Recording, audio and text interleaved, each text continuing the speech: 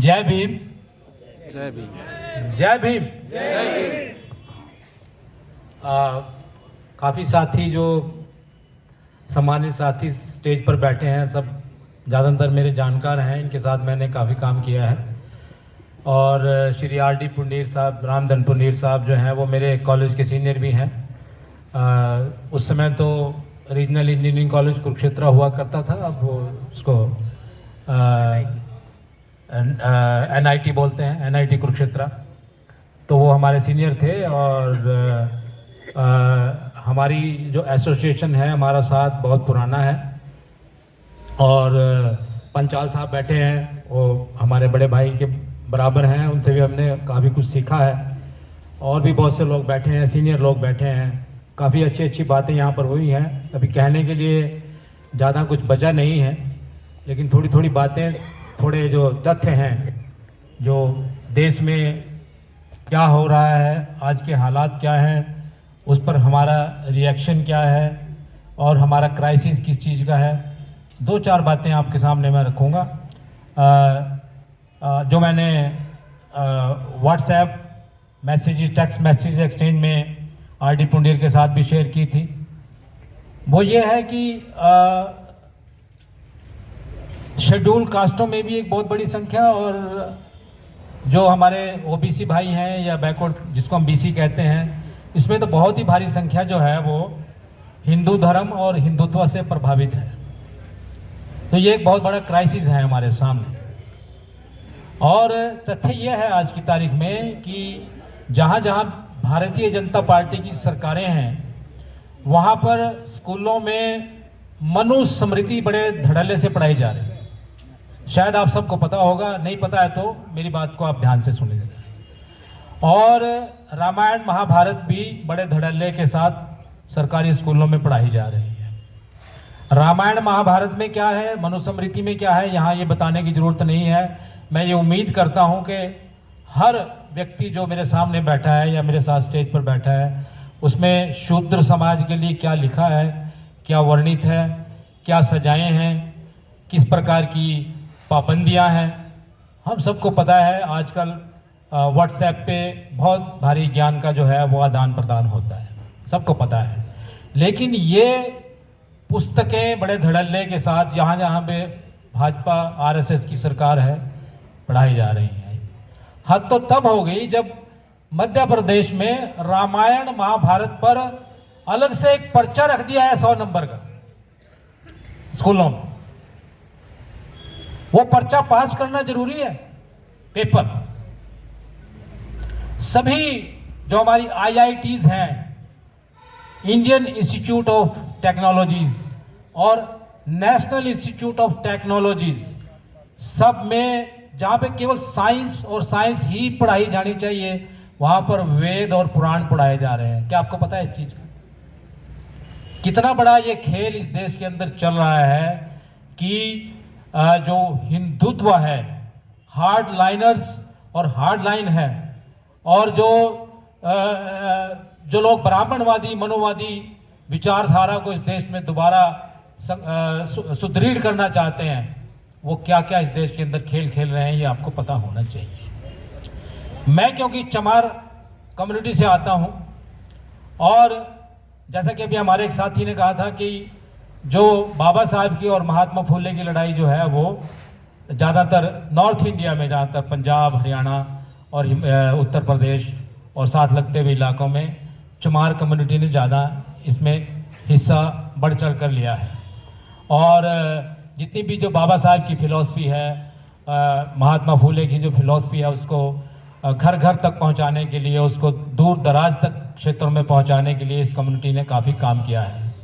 इसीलिए ये कम्युनिटी जो है वो शिक्षित हो चुकी है। इसके काफ़ी नौजवान, काफ़ी लोग इसके शिक्षित हो गए, बड़े बड़े पदों पर पहुंचे, और फिर वो आगे जाकर फिर उन्होंने अपने संगठन बनाए और आगे चलते रहे। तो इससे ये ना समझा जाए कि चमार जो है वो किसी का कुछ या दूसरी जातियों का कुछ खा गए हैं।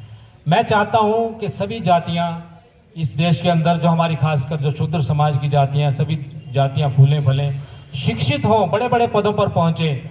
दूसरे लोग तो हमको चूड़े चमार कहते ही है, ये तो शब्द मैं जब से स्कूल में पढ़ रहा हूँ और जब मैंने नौकरी की तब से, और रिटायरमेंट के बाद भी दूसरे लोगों के मुंह से सुना है। अभी तो एक वीडियो भी आया था ये किसान आंदोलन का, जिसमें वो चूड़े चमार कह रहे थे हमको।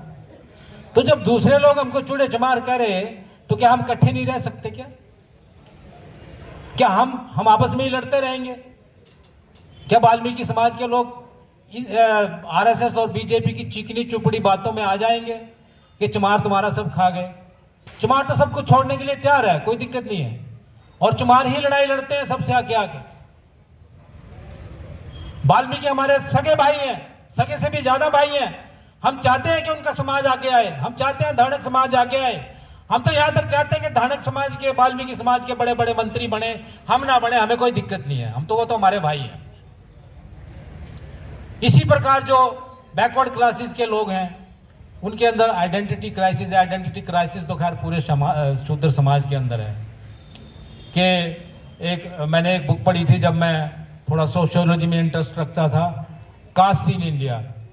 ये MS श्रीनिवास एक सोशियोलॉजिस्ट हुए, उन्होंने किताब लिखी है, बहुत से लोगों ने पढ़ी होगी, ये कास्ट इन इंडिया।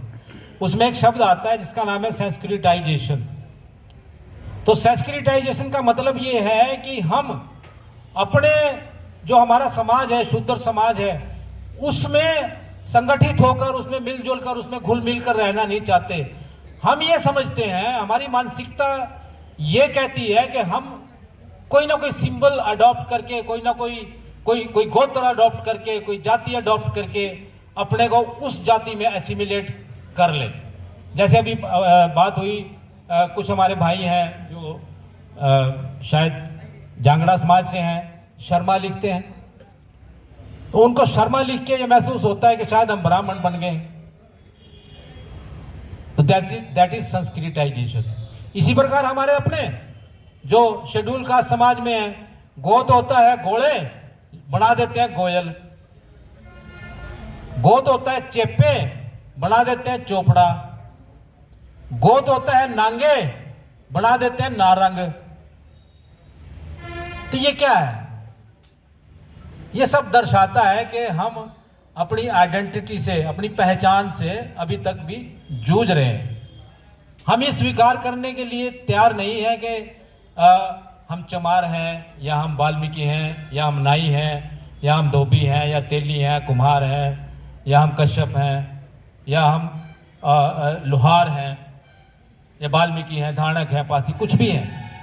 हम ये स्वीकार करने में अभी तक शर्म महसूस कर रहे हैं कि हम, जबकि जैसे प्रोफेसर साहब ने बताया, डॉक्टर माजरा ने बताया कि भाई हम तो, बाबा साहब ने हमको सबसे बड़ा अधिकार तो दे दिया, वोट का अधिकार दे दिया। आप अब कुछ नहीं हो, अब संख्या की बात चलेगी। जैसे कहा है साहब कांचीराम ने कि जिसकी जितनी संख्या भारी उतनी उसकी हिस्सेदारी। अब संख्या पे बात है, सीधी सी बात है। हमारी संख्या ज्यादा है तो हम तो राज सत्ता पे बैठने के लिए तैयार हैं, और हम राज सत्ता पे बैठ के दिखाएंगे और इसके लिए आगे बढ़ेंगे, इसमें कोई डाउट नहीं है। भाई राजेंद्र तंवर का, RD पंडीर साहब का, और अभी कान्हा जी ने जो बातें कही, मैं बहुत समर्थन करता हूं। उससे पहले डॉक्टर साहब ने कही कि हमें राज सत्ता पर ही पहुंचना है, वही हमारी मंजिल है। रिजर्वेशन की भी बातें हुई, रिजर्वेशन से हमारा भला कोई ज़्यादा होने वाला नहीं है। रिजर्वेशन वैसे भी खत्म हो चुकी है प्राइवेटाइजेशन के कारण, जैसा कि अभी बताया गया है। तो राजनीतिक सत्ता जब हम प्राप्त करना चाहते हैं तो उसके लिए तो हमारे पास एक पॉलिटिकल व्हीकल होनी चाहिए, एक राजनीतिक गाड़ी होनी चाहिए, संगठनात्मक हमारा ढांचा होना चाहिए, हमारे पास एक स्ट्रक्चर होना चाहिए उस पॉलिटिकल व्हीकल का। तो जब तक हमारे पास कोई पॉलिटिकल व्हीकल नहीं होगी, जब तक हमारे पास एक संगठनात्मक ढांचा नहीं होगा, तो हम राज सत्ता पे कैसे पहुंचेंगे? जैसे सर कह रहे थे अभी, मेर सिंह क्या नाम है, राममेर जी सर कह रहे थे कि भाई बड़ी बड़ी रैलियां होती हैं, बड़े बड़े नारे लगते हैं, बड़ी बड़ी मीटिंगें होती हैं, जैसे एक साल आता है 6 महीने रहते हैं सब कुछ बिगड़ जाता है। फिर वही के वही, फिर कोई ना कोई जाट बन जाता है यहाँ पे मुख्यमंत्री, या कोई और बन जाता है, हम वहीं के वहीं फिर। तो इसलिए जब तक हम बिल्कुल संगठित होकर एक यानी कि इन ए वेल ऑर्गेनाइज्ड मैनर जब तक अपना संगठनात्मक ढांचा राजनीतिक गाड़ी के साथ तय नहीं करेंगे, वो गाड़ी कोई भी हो सकती है। देखिए साहब, मैं नहीं कह रहा कि कोई या आप राजकुमार सैनी की गाड़ी में बैठे हैं या किसी की गाड़ी में बैठे हैं, जिसकी भी गाड़ी में बैठना है, वो राजेंद्र तंवर की गाड़ी भी हो सकती है, किसी और की भी हो सकती है।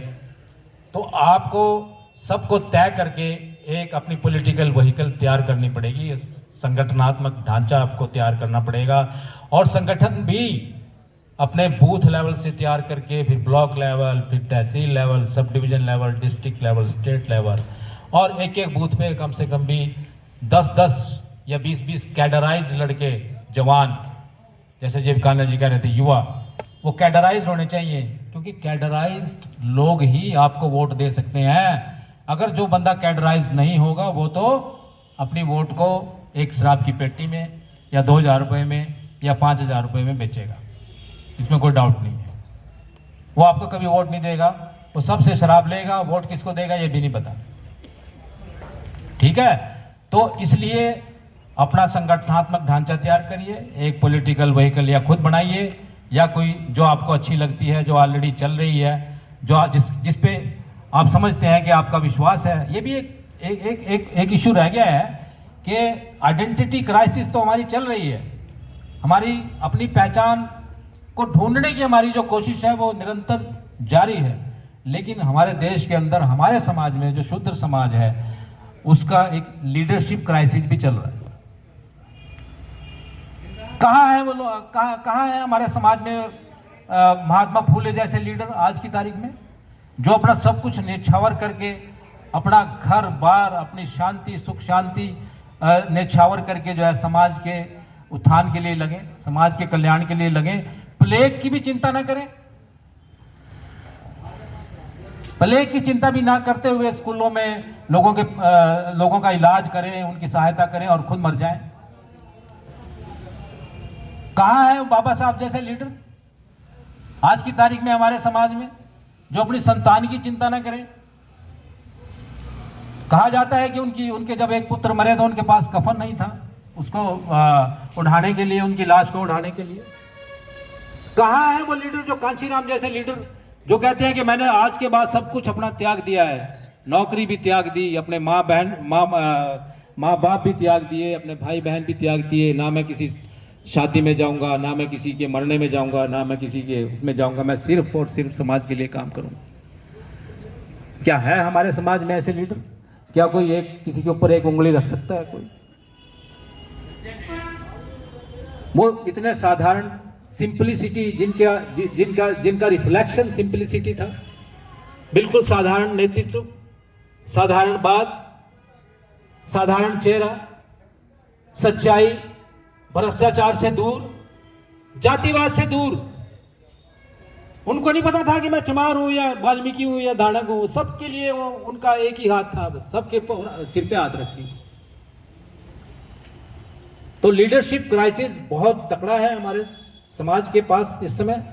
एक सिंपल, एक जो पैंतरेबाज ना हो, जो हमको धोखा ना दे, जो सच्चाई पे चले, जो भ्रष्ट ना हो, जो झूठ ना बोले, जो सारे समाज को साथ लेकर चले, समाज में भी जो सबसे हाशिए पर बैठा है, सबसे पीछे बैठा है, सबसे पीछे खड़ा है, सबसे पहले उसका उत्थान करने की कोशिश करे। ऐसे सिंपल साधारण नेतृत्व की हमारे समाज को इस समय बहुत ज़्यादा तलाश है। मायावती, आदरणीय बहन मायावती से बहुत उम्मीदें थी, लेकिन सारी वो भी अपने पैंतरेबाजी में खुद उलझ कर जो है वो रह गई है। और अब जो उसको कहते हैं कि शॉर्टकट्स अपना रही है, छोटे छोटे काम। ये नहीं कि जैसे अभी भाई साहब ने कहा कि लंबी सोच, लंबी दौड़ लगानी है, लंबी दौड़ के लिए लोगों को तैयार करना है, युवाओं को तैयार करना है, वो शॉर्टकट अपना रही है। कभी कहते हैं ब्राह्मणों से हम वो कर लेंगे, कभी कहते हैं ये कर लेंगे, कभी वो कर लेंगे, हैं? जो हमारे देश के अंदर बड़े बड़े मुद्दे हैं उन पे स्टेटमेंट नहीं आती है कोई बड़े बड़े लीडरों की। तो कहने का मतलब ये है, ज़्यादा तो मैं नहीं कहूँगा अभी, मैं तो सिंपल चीज़ें, एक पुलिस अधिकारी भी रहा हूँ, मुझे पता है संगठन कैसे चलाया जाता है, और मैं 7 साल सीमा सुरक्षा बल में भी डेपुटेशन पर रहा हूँ। मैंने 2 साल जम्मू कश्मीर में भी काम किया है आतंकवाद के विरोध में, और मैं बॉर्डर पे भी रहा हूँ। और अपने बारे में थोड़ी सी बात बता देना चाहता हूँ 2 मिनट के लिए, बस उसके बाद मेरी बात ख़त्म है। मैं जगाधरी का रहने वाला हूँ। वहाँ की ही एक दलित बस्ती में मेरा जन्म हुआ था। मेरे माता पिता दोनों अनपढ़ थे, वो मजदूर थे, और 8वीं क्लास के बाद मैंने भी खुद मजदूरी शुरू कर दी थी। मैंने जूते काटने का काम भी किया है, जूते बनाने का काम भी किया है, सड़क पे बैठ के जूते पॉलिश भी किए हैं, और मैंने साहब कांशीराम के साथ भी काम किया है। मैंने उनकी मीटिंगें भी करवाई हैं, और उनकी जब वो हमारी माजरी में आते थे जगाधरी, तो उनकी सेवा पानी की जिम्मेवारी हमारी होती थी। उस समय हम युवा थे, फिर उनकी मीटिंगों में जाते थे, जहाँ साहब कांशीराम सबसे पहले अपनी बात ये कह के शुरू करते थे कि हमारी मीटिंग में जो कोई ब्राह्मण, बनिया और राजपूत बैठा हो वो उठकर चला जाए, क्योंकि तुम्हारे लिए कहने के लिए हमारे पास कुछ नहीं है।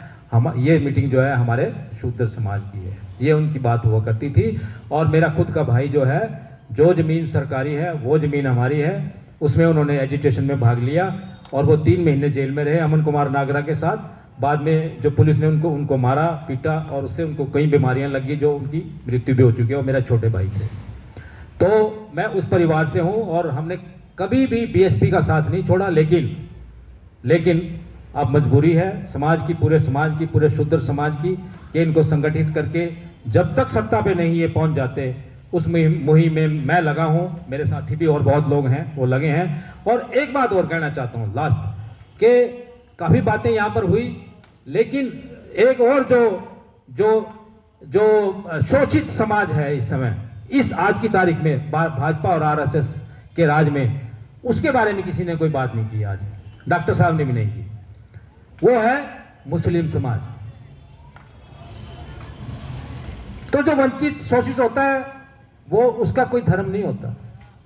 अब मुस्लिम समाज के लोगों को, निहत्थे लोगों को 300 हिंदुओं की भीड़ जो है मारती है, अखलाक को मारती है, पिल्लू खान को मारती है, या और भी जगह नए जो इंफॉर्मेशन टेक्नोलॉजी पढ़े हुए लड़के हैं, NIT IIT से पढ़े हुए लड़के मुसलमान, उनकी हत्या कर दी जाती है सरेआम बाजार में।